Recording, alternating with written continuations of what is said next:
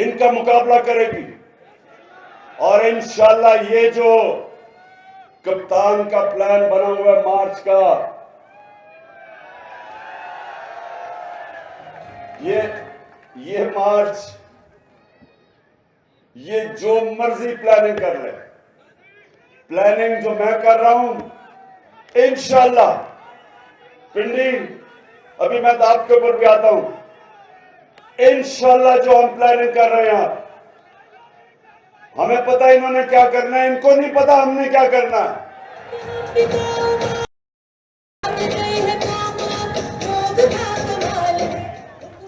अब अच्छा पिंडी में अभी आपको जो आज मैंने आप सबको अहदेदारों को इकट्ठा किया है, मैंने भी आपकी ड्यूटीज लगानी है। उससे पहले आपने देखा होगा कि पहले जो का बड़ा फ्रॉड, जब नैब ने उसको बुला के पूछा, मुल्क का फाइनेंस मिनिस्टर था, कि जनाब आपकी 2012 में 80 लाख आपके असासे थे और 4 साल के बाद वो 80 करोड़ पे पहुंच गए, तो आपके पास पैसा आया किधर से? जब ये सवाल पूछा, उसने प्राइम मिनिस्टर के जहाज में बैठ के तो मुल्क से बाहर भाग गया। अच्छा, ये कमाल चीज ये है पिंडी, जरा ये सुने में, कमाल चीज ये है कि दार यहां से भागता है तो वो लंदन, उसके बेटे वो लंदन, नवाज शरीफ भागता है वो लंदन, उसके बेटे वो लंदन, शहबाज शरीफ उसके दोनों बेटे लंदन, और अब मरियम ने बड़ी दुख भरी कहानी सुना के तो वो भी लंदन। मुझे जरा ये बताएं पिंडी में, शायद मुझे इस चीज की समझ नहीं आ रही, क्या इनकी कोई बरतानिया की मलिका से कोई रिश्तेदारी तो नहीं? मैं तो समझा था ये ग्वाल मंडी में पैदा हुए हैं, लगता है कि ये लंदन में सारी फैमिली पैदा हुई है।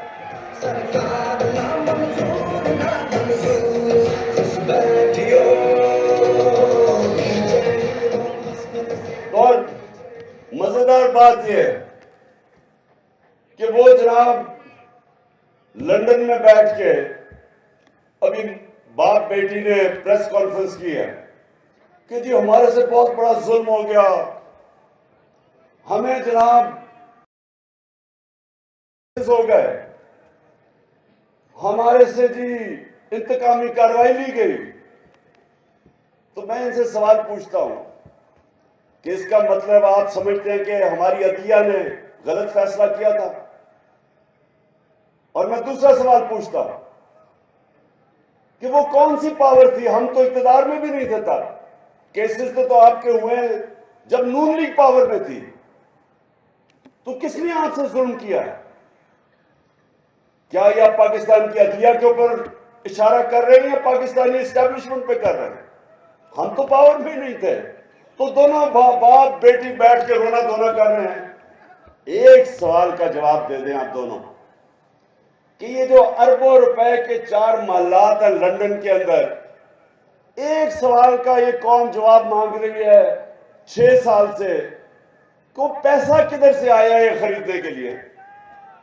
मान तो गए हैं कि हमारे हैं, तो जब आपके 4 महंगे तरीन लंदन के इलाके में 4 महलात हैं, तो ये आज तक जवाब क्यों नहीं दे सके कि पैसा किधर से आया? मेरे पे उन्होंने केस किया कि इमरान खान का लंदन में फ्लैट था,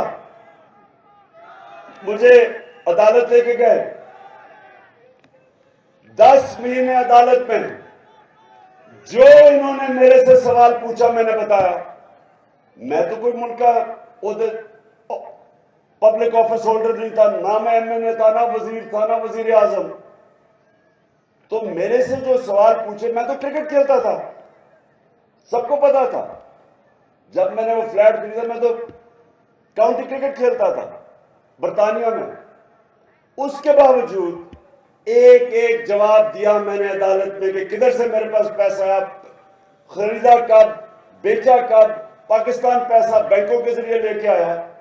अगर क्रिकेटर जवाब दे सकता था तो नवाज शरीफ तो मुल्क का 3 दफा प्राइम मिनिस्टर था, ये क्यों नहीं जवाब दे सकता?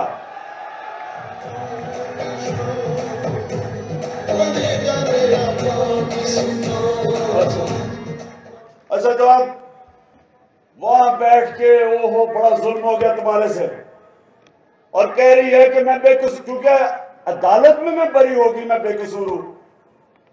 बीबी, वो तो अभी जरदारी भी बरी होने वाला है। कानून तो आपने बनाए हैं, इसमें तो किसी ने पकड़ा ही नहीं जाना। इसका मतलब आसिफ जरदारी, जिसको 2 दफा इन्होंने जेल में डाला था नवाज शरीफ ने, तब तो बड़ा करप्ट आदमी था, तो अब वो बरी होगा तो वो बेकसूर हो जाएगा। इसका मतलब गलत जेल में डाला था। बरी होना पाकिस्तान में, सुन लो पिंडी, और इसलिए मैं आपको मार्च की तैयारी क्यों करवा रहा हूं।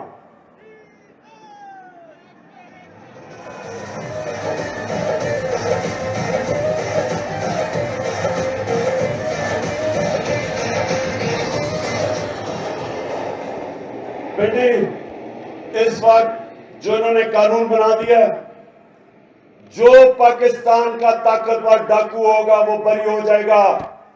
वो पाकिस्तान के इंसाफ का निजाम में पकड़ा ही नहीं जा सकता। जिसको व्हाइट कॉलर क्राइम कहते हैं, इन्होंने नैब के अंदर वो तब्दीलियां कर दी हैं कि आज मैं ताकतवर हूं, मैं पैसा चोरी करूं पाकिस्तान से, हुंडी वाले से बाहर भिजवा दूं, कोई मुझे नहीं पकड़ सकता। इन्होंने कानून ही ऐसे बना दिए हैं। और कभी किसी मुल्क में नहीं हुआ कि असेंबली में बैठ के कानून बनाए जो उनको ही बचा रहे हैं। हर कानून बचाया कि इसके जो अमेंडमेंट किया नैब में, उसमें किसी में जरदारी बच रहा है, किसी में नवाज शरीफ, किसी में शायद खाकान अब्बासी, किसी में जो बाकी इनके सारे हैं। और कौन फंसेगा? सिर्फ बेचारे गरीब लोग पाकिस्तान में जेलों में जाएंगे। अब ये इन्होंने किया, और ये जो निजाम है, समझ जाओ कि अगर ये चल गया, इस मुल्क का कोई मुस्तकबिल नहीं है, आपके बच्चों का कोई मुस्तकबिल नहीं है इस निजाम में। क्योंकि मेरे नबी सल्लल्लाहु अलैहि वसल्लम ने बहुत पहले, 1500 साल पहले कह दिया था कि जो कौमें छोटे चोरों को जेल में डालती हैं और बड़े डाकुओं को नहीं पकड़ती, वो तबाह हो जाती हैं। ये मेरे नबी ने 1500 साल पहले कहा था कि जो कौमें कानून नहीं कायम कर सकती, इंसाफ नहीं कर सकती, जेल जिस कौम में सिर्फ गरीब लोगों से भरे हों और ताकतवर डाकू सारे लंदन में बैठ के याशियां करें और मुल्क में वापस आए, हुकूमत करें, लूटें और फिर बार बार जाएं, उस मुल्क का कोई मुस्तकबिल नहीं है। इसलिए मैं अपनी सारी कौम को तैयार कर रहा हूं कि ये जो अब हम मार्च करेंगे, ये इंशाल्लाह पाकिस्तान की तारीख की सबसे बड़ी, पाकिस्तान की तारीख की प्रोटेस्ट मार्च होने वाली है। ये हम अपने आइन और कानून के बीच में रहेंगे। हमारा हक है पुरअमन एहतजाज।